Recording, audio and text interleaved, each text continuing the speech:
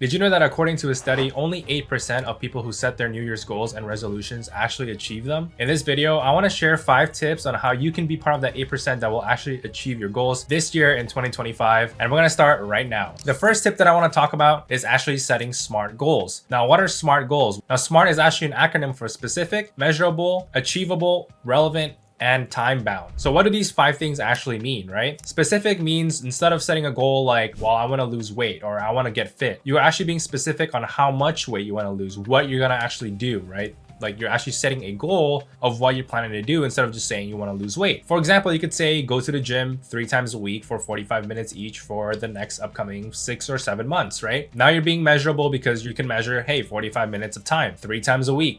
Those are all measurable aspects. Achievable meaning like it's something that you can do realistically. You're not going to do something like, oh, go to the gym 7 days a week where you know you're going to be busy with school, with work or whatever, but rather you're being realistic and achievable with your goals. Relevant meaning that your goals are actually relevant to you and they're not just some goal that you don't want in your life. So for example, if you know you need to get fit, if you know you need to save money, you can get those relevant goals instead of setting unrealistic goals. Now, last but not least, time bound. You need to bind your goals to a certain amount of time frame so that way you can actually track progress and have a look at how much time has elapsed. It's good to use apps like Notion, Trello, Tasks, or whatever app there are online that you can use to track your goals. And again, measure how much you've done and how much you have to complete. Tip number 2 is to break goals into smaller milestones. Like for example, saving $833 a month, it now sounds a little bit more achievable, a little bit more realistic, right? You could even break it down to daily, like maybe saving $27 or $28 a day, making that much amount of money and just saving it and just pocketing it to the side. Now suddenly, even though your goals didn't change, it sounds a little bit more achievable. It sounds a little bit more better, right? And that's because you're breaking down a larger goal into smaller milestones, which is very, very important. So that way it doesn't sound as jarring as you may think.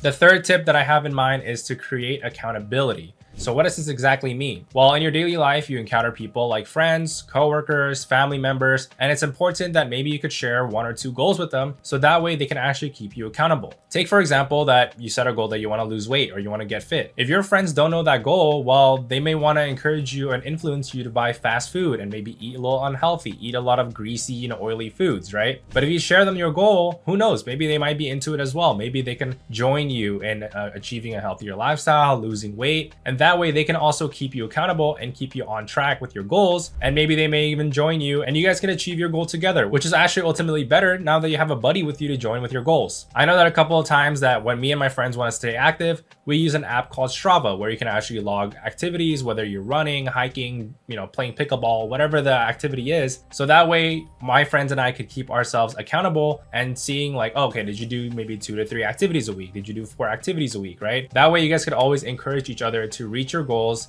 respectively, whether it's losing weight, saving money, or whatever it is. Tip number 4 is to celebrate small wins and achievements. So what does this mean? Well, if you've worked so hard in your 2025 goal, and let's just say June and July comes around 6 or 7 months in, you should celebrate a checkpoint. You should celebrate a milestone. For example, you want to lose maybe 20 pounds by the end of the year and you've lost maybe 5 or 7. That's a really good achievement. You should pat yourself in the back and maybe even treat yourself. And what do I mean by treat yourself, right? You're not trying to set yourself back. You're not trying to go back into eating unhealthy and have a cheat week or anything. But maybe if it's something workout related, you can get yourself nicer workout clothes. You could get yourself a nicer equipment at home. You could buy stuff like that. Or for example, maybe you're trying to save money and you've saved about, $5,000 out of the 10,000. Well, maybe you can actually reward yourself by maybe buying something a little nicer to yourself, treating yourself out to a movie night or treating yourself out to some kind of activity. There's definitely a lot of ways to kind of give yourself a pat in the back, whether it's with your friends or just treating yourself out to something nice just because you've achieved a small little milestone or a checkpoint in your goal. This way it keeps yourself going and it also gives you a little reminder that, hey, you are making progress and you're actually getting where you want to be.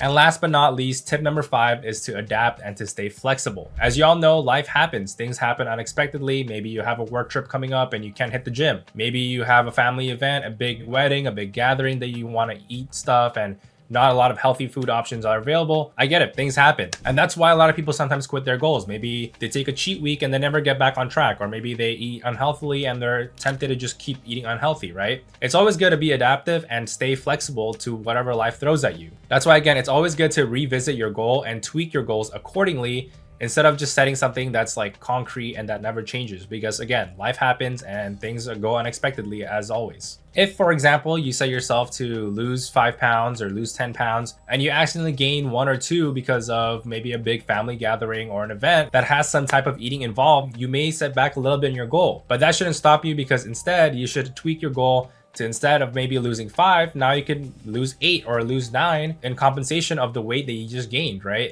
And from then on, you can start micro adjusting all the little checkpoints that you've had to increase just a little bit, so that way you can actually go achieve your goal again and be right back on track. Now again, hopefully all these 5 tips will help you in achieving your goal in 2025, and hopefully that you become part of that 8% that will actually achieve your New Year's resolution and New Year's goals. If you enjoyed the video, don't forget to like and hit the subscribe button down below, and I will see you guys all in the next video.